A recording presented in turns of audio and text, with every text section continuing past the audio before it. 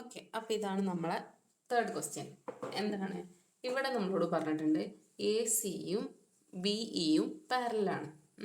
First question ഇങ്ങനെ തന്നിട്ടുണ്ട്. First question നമ്മളോട് ചോദിച്ചത് are length of B C and D E are equal. Why? അതായത് ബി സിയും അതേപോലെ തന്നെ ഡി ഇയും പാരലൽ ആണോ എന്ന് ചോദിച്ചിട്ടുണ്ട്. ഈക്വൽ ആണോ, അവരുടെ ലെങ്ത് ഈക്വൽ ആണോ ചോദിച്ചിട്ടുണ്ട്. അത് നമുക്ക് കണ്ടെത്തണം. ആദ്യം നമുക്ക് എന്ത് വെക്കാം? Consider triangle ABC and triangle BDE. ഈ രണ്ട് ട്രയാങ്കിൾ കൺസിഡർ ചെയ്യാം. ഓക്കെ, അപ്പോൾ അത് നമുക്ക് കണ്ടെത്താം. AC ഈക്വൽ ടു BE അല്ലേ? രണ്ടും 10 സെൻറ്റിമീറ്റർ വീതമാണ് വരുന്നത്. AB ഈക്വൽ ടു BD അല്ലേ? AB equal to BD. Why? These twos are 9 centimetre. This is 9 centimetre, this is 10 centimetre. രണ്ട് സൈഡ് ഈക്വൽ ആയിട്ട് വന്നിട്ടുണ്ട്. പിന്നെ നമ്മളോട് പറഞ്ഞത് എന്താണ്? എ സിയും ബി ഇയും പാരലലാണെന്ന് പറഞ്ഞിട്ടുണ്ടായിരുന്നു. അപ്പം എന്താണ്? പാരലലാണെങ്കിൽ ഇവിടെ ഉണ്ടാക്കുന്ന ഈ ആംഗിൾ അല്ലെ, രണ്ട് പാരലൽ ലൈൻസ് ഒരു ലൈനും ഉണ്ടാക്കുന്ന ആംഗിൾ എന്തായിരിക്കും?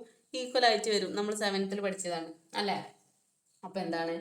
Angle C A B equal to angle E B D. എന്തുകൊണ്ടാണ്? A C and B E പാരലലാണ് അല്ലേ? അവ രണ്ടാണ് എന്താണ്? പാരലൽ ലൈൻസ് ആണ്. അതുകൊണ്ട് നമുക്ക് എന്ത് പറയാം? A C angle C A ബിയും ആംഗിൾ ഇ ബി ഡിയും ഈക്വൽ ആണെന്ന് പറയാം. ഇപ്പം എന്ത് ചെയ്തു? നമ്മളെ തിയറി ഉണ്ടല്ലോ, ഏതാണ്?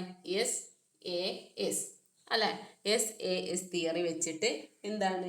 ഈ രണ്ട് ട്രയാങ്കിൾസ് ഈക്വൽ ട്രയാങ്കിൾസ് ആണെന്ന് നമുക്ക് പറയാലോ. So according to SAS theory, രണ്ട് സൈഡും അതിൻ്റെ സെൻറ്ററിലുള്ള ആംഗിളും. According to SAS theory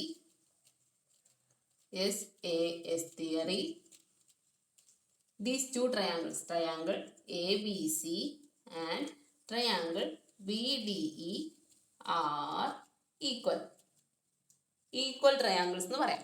okay, അപ്പോൾ ഈക്വൽ ട്രയാങ്കിൾസ് ആയതുകൊണ്ട് തന്നെ ഈക്വൽ ആംഗിൾസിൻ്റെ ഓപ്പോസിറ്റ് ആയിട്ടുള്ള സൈഡുകൾ ഈക്വൽ ആയിരിക്കും അല്ലെ? നമുക്കറിയാം ഈ ആംഗിളും ഈക്വൽ ആണ്. അതിൻ്റെ നേരെ ഓപ്പോസിറ്റ് വരുന്ന സൈഡുകൾ ഏതൊക്കെയാണ്? So therefore BC equal to DE. Why? Sides of opposite to the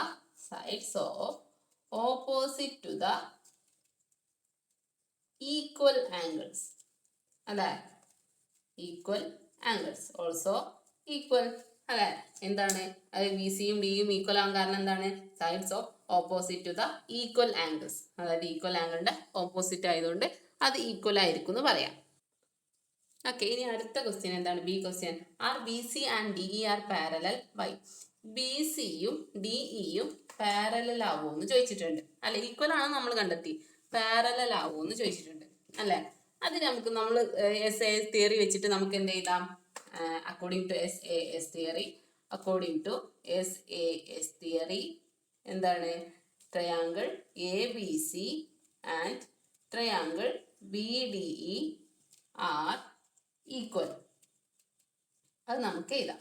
so ഇതിൽ നമുക്ക് എന്ത് ചെയ്താം? ഫസ്റ്റത്തത് AC ഈക്വൽ ടു BE എഴുതിക്കൂടെ? എന്താണ്? രണ്ടും 10 സെൻറ്റിമീറ്റർ വീതമാണ് വരുന്നത് അല്ലേ? അപ്പം അതുകൊണ്ട് തന്നെ അതിൻ്റെ നേരെ ഓപ്പോസിറ്റ് ഉള്ള ആംഗിൾ ഏതാണ്? അതിൻ്റെ നേരെ ഓപ്പോസിറ്റ് ഉള്ള ആംഗിൾ ഈ ആംഗിളും ഈ ആംഗിളും ആണല്ലോ. ഏതാണ്? Angle CBA equal to angle EDB. Why? Angles of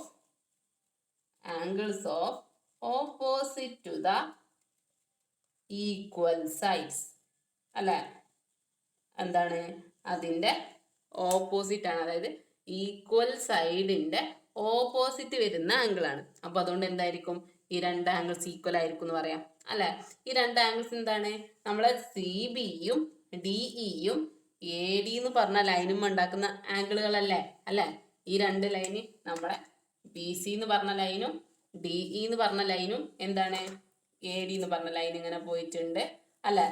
അതിന്മ ഉണ്ടാക്കുന്ന രണ്ട് ആംഗിളുകളാണ് അല്ലെ? എന്ത്? CBയും ഇ ഡിയും അല്ലേ? അതുകൊണ്ട് തന്നെ എന്താണ് നമുക്ക് പറയാം, these two lines are parallel അല്ലേ? നമുക്ക് എന്ത് പറയാം, ബി സിയും ഡി ഇയും പാരലൽ ആണെന്ന് പറയാം. ഓക്കെ, ഇനി ഇതേപോലത്തെ ഒരു ഹോംവർക്ക് ഞങ്ങൾക്ക് കാണിച്ചു തരാം. ഓക്കെ, ഇതാണ് നിങ്ങളെ എന്ത് ഹോംവർക്കായിട്ട് തരുന്നത്. ഇതേപോലത്തെ പാറ്റേണുള്ള ഹോംവർക്കാണ്. എന്ത് ചെയ്യുക, ചെയ്തിട്ട് ആയിക്കോട്ടെ. ഇതാണ് നിങ്ങളെ ലാസ്റ്റത്തെ ഹോംവർക്ക്. ഓക്കെ, നിങ്ങളെ തേർഡ് ടാസ്ക് ഇതാണ് കേട്ടോ.